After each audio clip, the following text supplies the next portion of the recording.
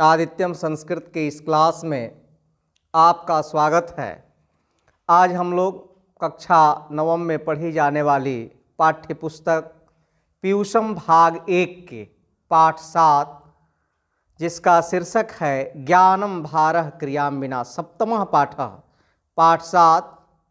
यहाँ लिखा हुआ है ज्ञानम भारः क्रियाम विना, क्रिया के बिना ज्ञान भार स्वरूप है, इसका अध्ययन करेंगे।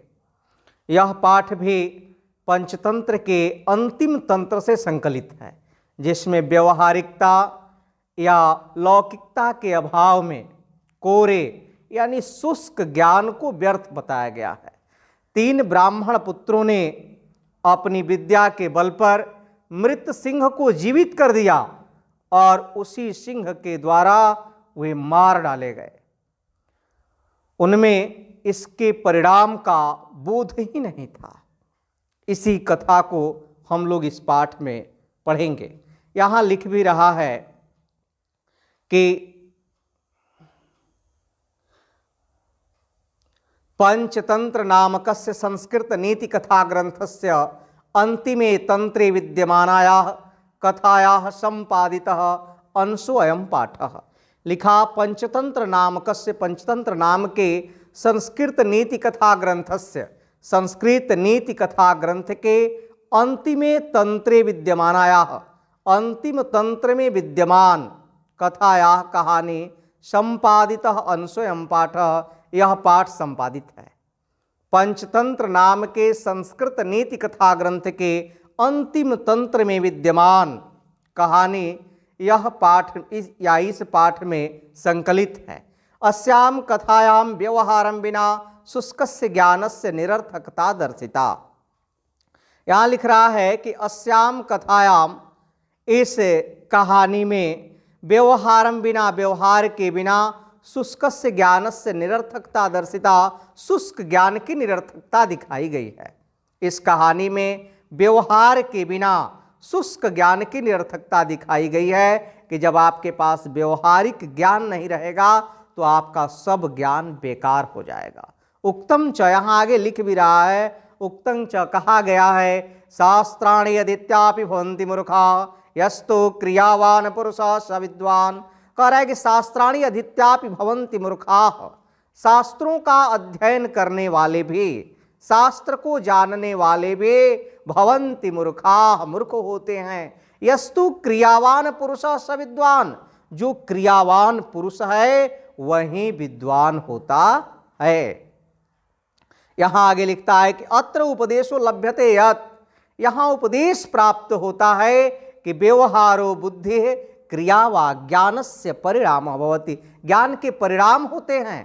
कह रहा है कि यहाँ उपदेश प्राप्त होता है कि व्यवहार, बुद्धि और क्रिया ज्ञानस्य परिणामः भवति, ज्ञान के परिणाम होते हैं।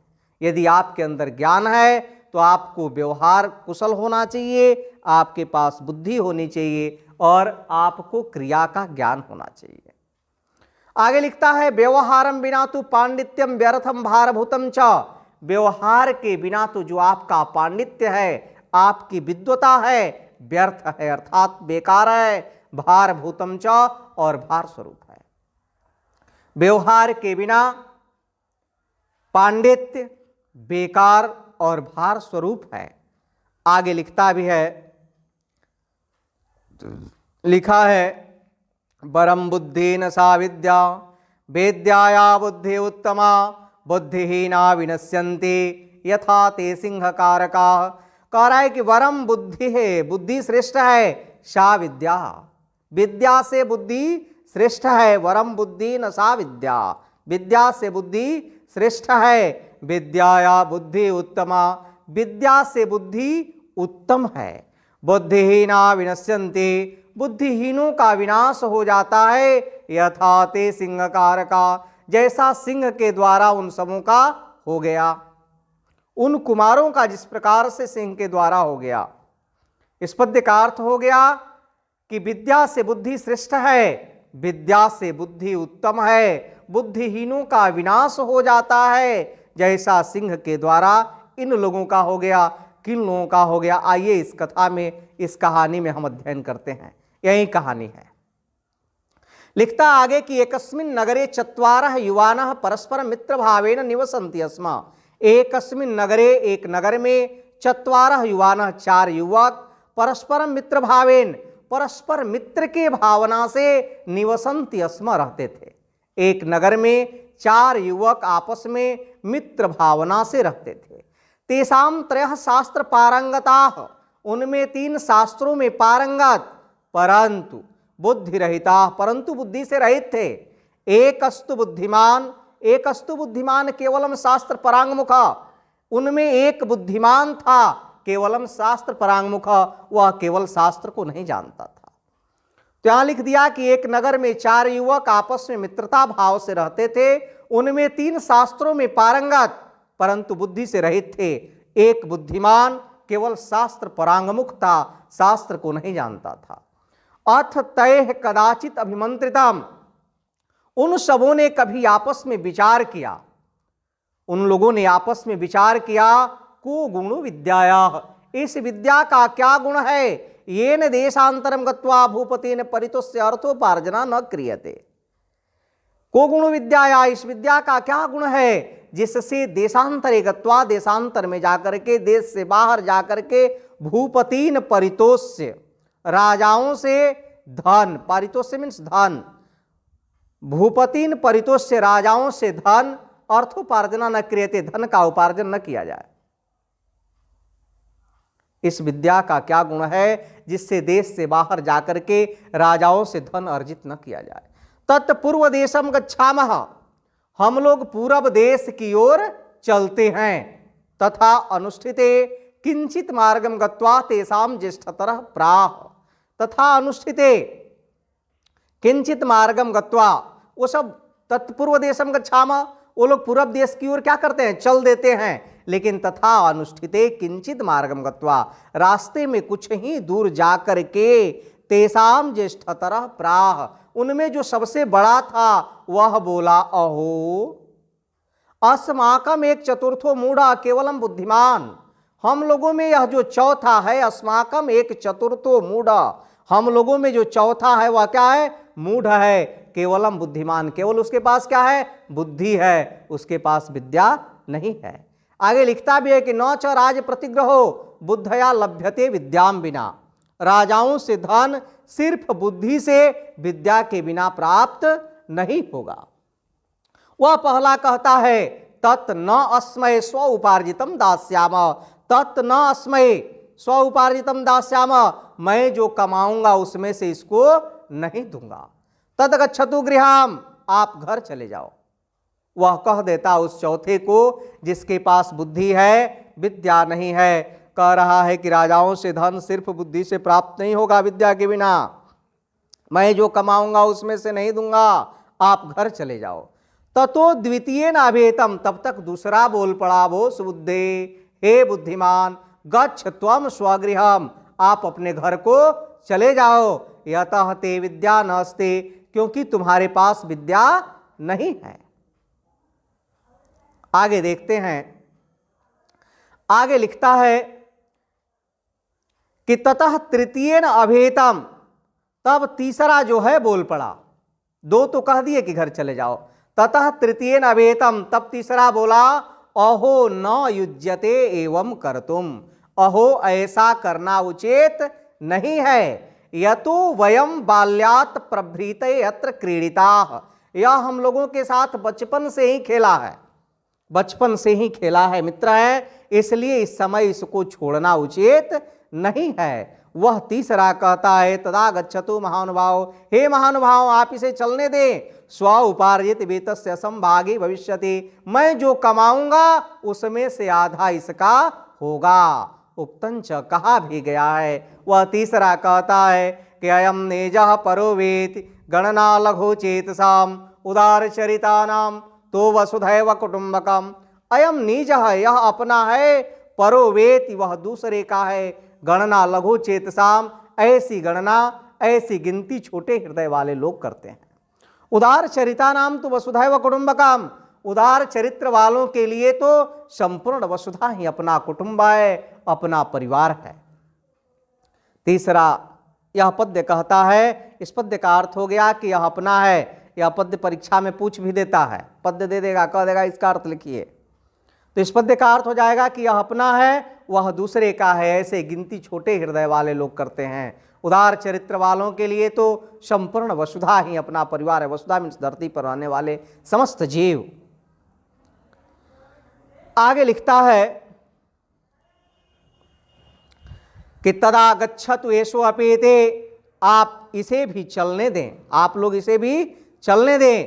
तथा अनुष्ठिते तय मार्गाश्रित तटव्याम कश्चिद अस्थिनि दृष्टानि, वो लोग जा रहे हैं।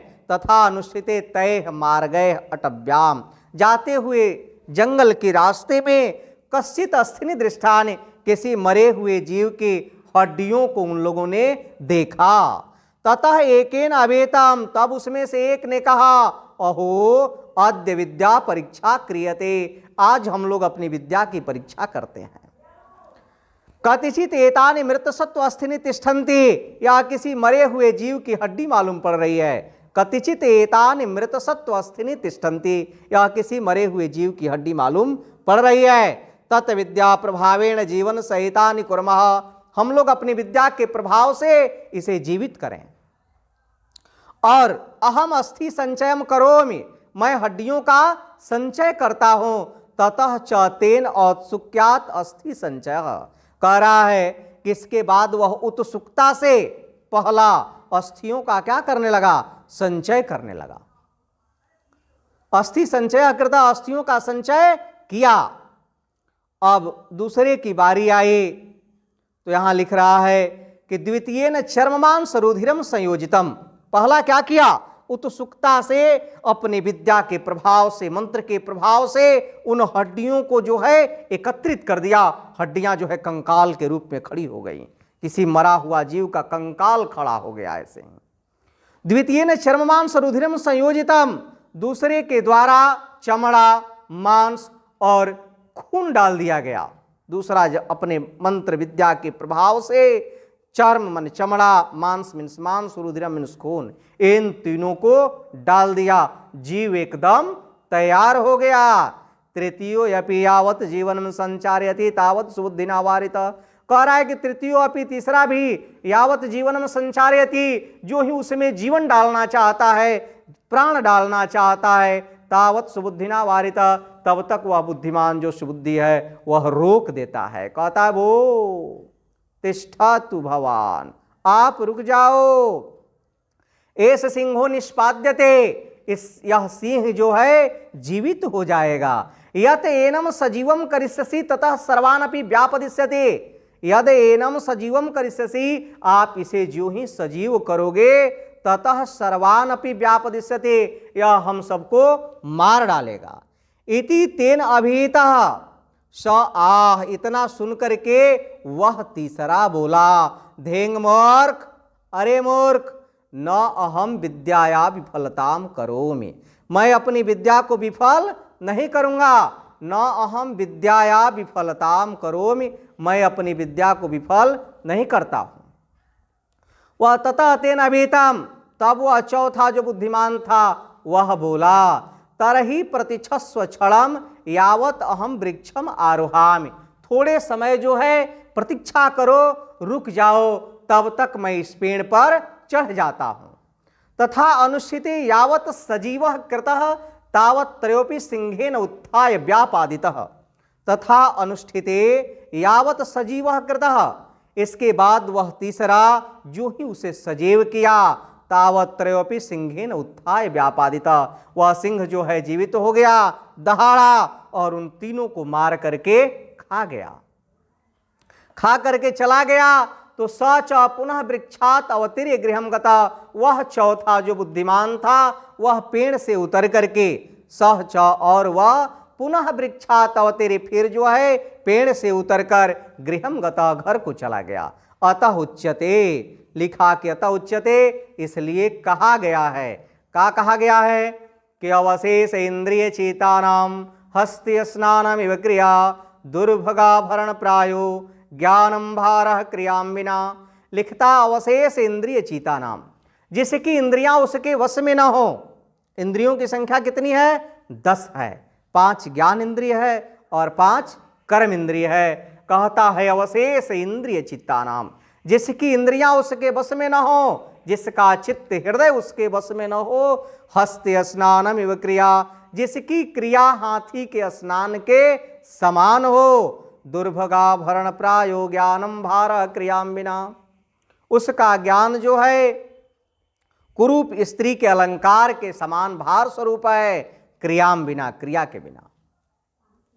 तो जिसकी इंद्रियां उसके वश में न हो, जिसकी क्रिया हाथी के स्नान के समान हो, कुरूप स्त्री के अलंकार के समान उसका ज्ञान भार स्वरूप है, व्यवहार के बिना। तो अभी हम लोग जो है सप्तमः पाठ ज्ञानम भारः क्रियाम बिना का अध्ययन कर लिए। अच्छा लगा आप इसे अवश्य लाइक करेंगे, और भी जो 9th क्लास में आपके मित्र हैं उन्हें भी आप इस वीडियो को शेयर कीजिए। नीचे शेयर का ऑप्शन है, शेयर कीजिए। और अभी तक आपने मेरे चैनल को सब्सक्राइब नहीं किया है तो सब्सक्राइब कर लीजिए। फिर हम इसके अभ्यास कार्य के साथ आपसे मिलते हैं नेक्स्ट चैप्टर में। तब तक के लिए बहुत बहुत धन्यवाद, शुभकामना।